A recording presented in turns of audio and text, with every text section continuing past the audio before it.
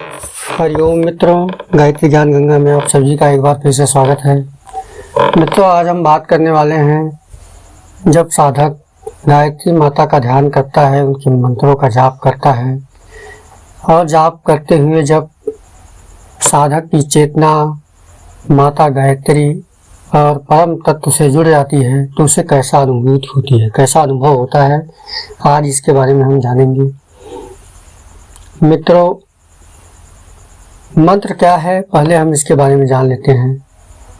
मंत्र का शाब्दिक अर्थ होता है मननान त्रायते इति मंत्र। मंत्र वह है जिससे हम किसी भी कार्य को सुगमता से कर सके, अर्थात जिसके द्वारा हम अपने मन के विकारों से मुक्त हो सके, मन के समस्त विचारों का त्याग करके मंत्र में जो एक विचार सन्निहित है उसी विचार को अपने जीवन में धारण कर ले। मंत्र शब्द का यही अर्थ होता है। मंत्र का विशद व्याख्या करेंगे तो अत्यधिक समय खर्च होगा, हम आपको संक्षेप में ही इसके बारे में बताएंगे।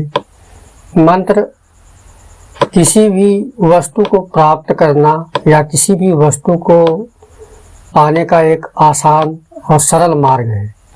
जब हम किसी भी लक्ष्य की तरफ आगे बढ़ते हैं तो क्यों हम अपने लक्ष्य को प्राप्त नहीं कर पाते? आपने विचार किया? क्योंकि हमारा ध्यान बटा होता है, हम अपने लक्ष्य पे अडिग नहीं रह पाते हैं।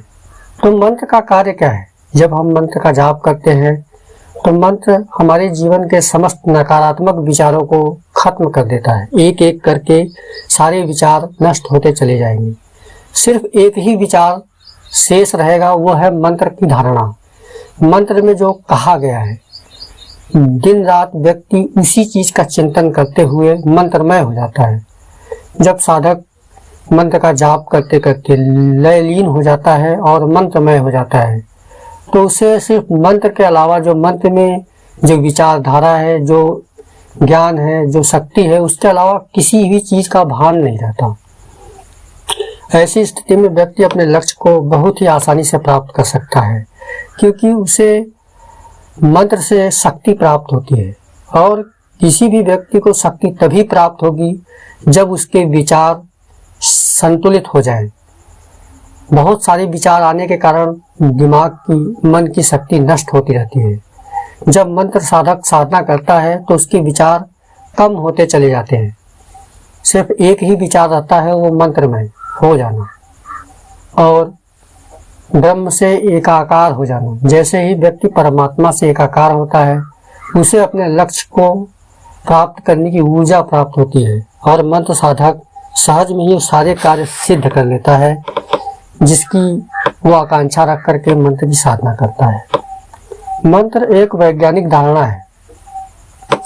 किसी भी एक शब्द को हम बार बार जपते रहते हैं, जपने से वो शब्द क्या करता है, अन्य सभी विचारों को खत्म कर देगा और व्यक्ति को संतुलित और शक्तिशाली बना देता है और व्यक्ति परमात्मा से एकाग्र एक रूप हो जाता है और अपने जीवन के जो भी उद्देश्य हैं, लक्ष्य है, वो उसको दिखाई देने लगते हैं।